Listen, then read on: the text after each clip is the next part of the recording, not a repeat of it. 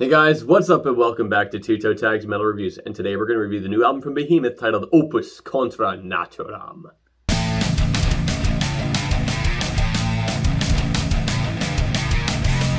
We've been listening to this album non-stop for the past week, and I'm going to take the floor and say that I enjoyed this album quite a bit. I mentioned last week that a lot of these songs have a certain weight to them that really makes Behemoth songs stand out and feel the most powerful.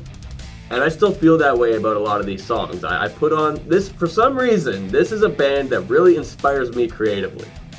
And I feel like a big part of it is just the way their theming, their lyrics, their presentation, the scale that you get from this band's music just feels enormous.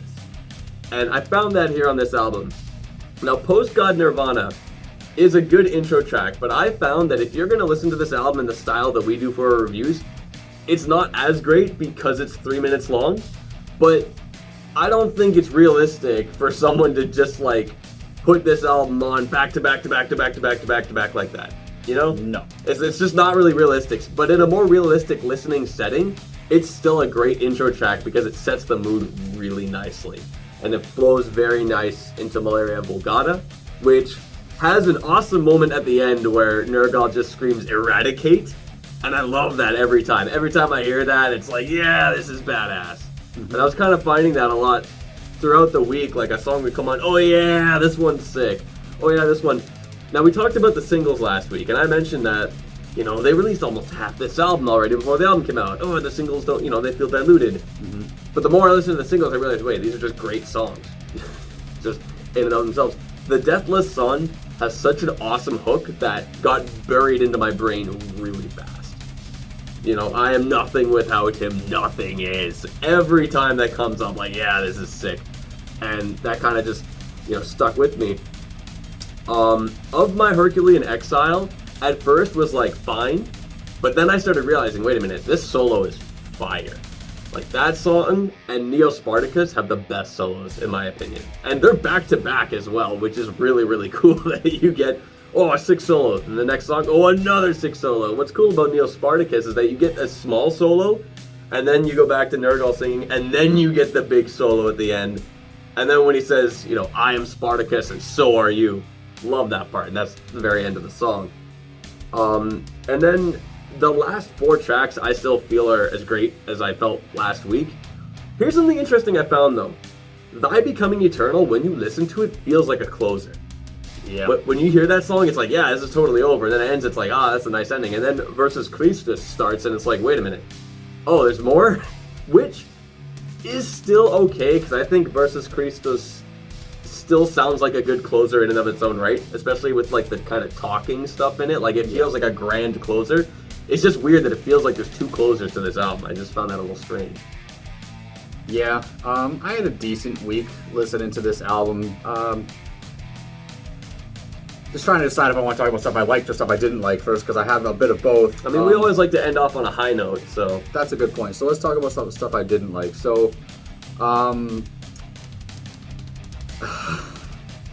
don't even know where to start. So let's talk about Post God Nirvana, the opening track. You make a good point.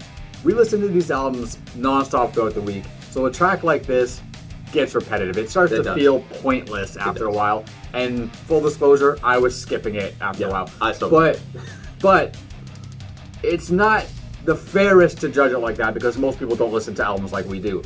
When you listen to the album from cover to cover, it serves a purpose very well, this track. Exactly. So it's doing the job it needs to do. It's just not the kind of thing you want to listen to over and over again. Track number 2, Malaria Vulgata. I think it's a decent track. The thing that I found weird is that this track's just a little over 2 minutes. It's a very short song right after a very long intro, which I thought was a very weird... They should be at least reversed. Yeah. There's a very weird timing with the way that was presented, and I didn't quite understand that.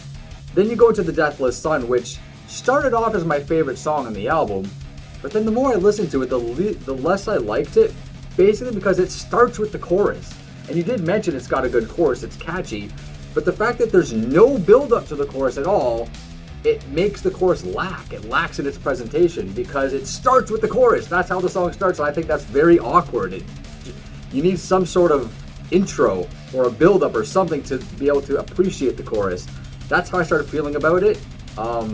Like every time the song started, I felt like, okay, we're in the meat and potatoes already. Like we're already in the thick of it, and there was nothing really leading up to it to get me to appreciate it.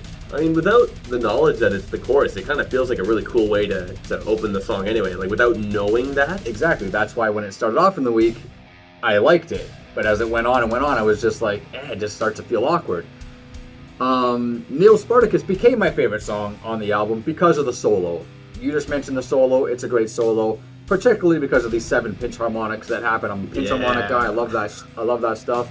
And there's just like 7 of them in a row, and they're all awesome.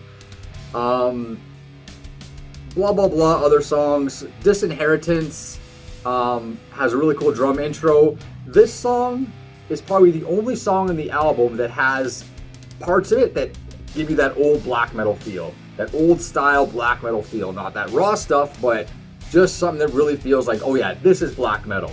Do you not think Off to War would also fit that? Because I think that one also. Yeah, there's other things on the album that do fit it, but this is the one I really went, yeah, this is the most. What's About a Pale Horse? That's another one that stands out a little bit as a uniqueness for Behemoth. I can't really quite point out what's different about it, but it sounds like Behemoth, but it's just got a slightly different vibe than I'm used to. I think it's because it's like this slow, consistent groove going on with that. It is. It's got, maybe it's a tempo thing, maybe it's a rhythmic thing. I'm not quite sure.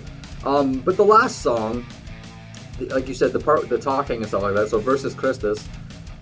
This is an example of a band stepping outside their comfort zone and it paying off. So it's experimental. That's something that I've never heard Behemoth do before. I mean, I'm not super familiar with their entire discography, so maybe they have done this talking bit before, but not to my knowledge. So it's a bit of experimentation going on, and I think it pays off. I think it lends a bit of diversity to the album without sounding extremely different. And I also feel like as this song progresses, it definitely has "O Father, O Satan, O Son" vibes, which was the closure track on The Satanist. But it doesn't quite hit the same levels as that song. So it's like doing a decent job, but it's okay. As far as the overall song quality on this album goes, though, I was a little bit underwhelmed. Like, it's Behemoth, they write good music, they have, good stuff, it's fun to listen to. But even comparing to I Love You at Your Darkest, and I hate comparing albums, we both talk about this, we hate comparing albums, but it's just for point of reference, right? Because I need to rate this somehow. And how do I rate it? Well, I gotta rate it in a way that makes sense. But songs like Bartzabel or Sabbath Matter, the quality of writing on those songs is just way better than anything on this album. And full disclosure, if you guys haven't seen our review of I Love You at Your Darkest, I gave that a not so favorable score at the time. Probably not the fairest score because I spent a lot of time comparing it to The Satanist, which we both agree is a masterclass album. So it's really hard to be consistent with ratings, man. It really is. Because to just be honest, I didn't like this album as much as I liked I Loved You at Your Darkest, and I didn't really feel that fondly about that album. But I went back and listened to that. I listened to The Satanist again. I listened to Demigod. I listened to The Apostasy, just to get myself kind of point of reference of where this stacks up among the rest. Where it stacks up among the rest, but also to gauge Behemoth's growth as a band, because there's a point in time, basically, when The Satanist came out, where they changed their sound, and they became a lot more melodic sounding, a little less wall of noise, if you want to say. Less extreme metal Less extreme metal, exactly. And they kind of went this different direction, and it paid off for them. The Satanist was a great album, Metal Album of the Year, Golden Gods, all that stuff. But I feel like since then, they've kind of been going a little bit downhill with the songwriting. That's my personal opinion. Other people probably disagree.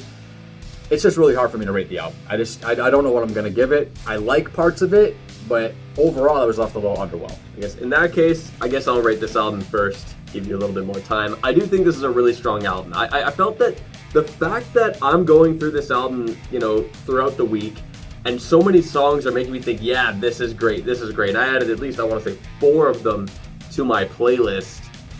Like, I enjoyed it just thoroughly, and I feel like if you're a fan of Behemoth, you'll still enjoy it, especially their modern sound.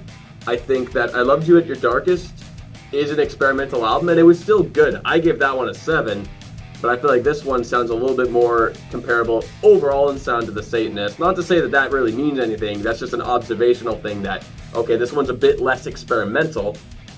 Either way, really enjoyable overall. It gets my toe tag. I liked it quite a bit. Lots of really fun moments on this album. Wow, was not expecting a toe tag, to be honest, from you. Yeah, this is difficult. So basically, there's stuff about this album I like, stuff I not so favorable. I gave I Love You at Your Darkest a 5 because when I listened to that album, there was stuff I liked and stuff that was not so favorable. I like this one less, but it just feels criminal giving this anything less than a 5. So I'm gonna match it and give it a 5 because, in all fairness, there's stuff I like and stuff I don't like, which is kind of like a 50-50 thing. It's kind of a similar vibe to what you had last time. Kind of a similar vibe to what I had last time. And you know what? Maybe if I listen to this album in the future, going forward, a few months from now or a year from now, maybe I'll feel differently about it because that happens a lot too. Yeah, I mean, hey, I Loved You at Your Darkest is a perfect example. You felt how you did when we reviewed it, and you feel a little differently now. Yeah, so Cheers. I think for me, a 5 is going to be a fair score just for the sake of consistency and fairness as far as my ratings go. But yeah, I wish the album had a few more songs I would have added to the playlist. I don't even think I added any, to be honest. Well, I guess it is what it is, yeah. A 5 from Vile and a toe tag from myself. And that's all we got for you guys today. So remember to like this video if you liked it and comment. Tell us in the comments below, what do you think of this album? Would you agree with Vile's score or would you agree with my score? We'd love to hear what you guys have to say. Remember to subscribe if you guys are new to the channel. I'm TV Fish. I'm Vile Self. And keep the horns up.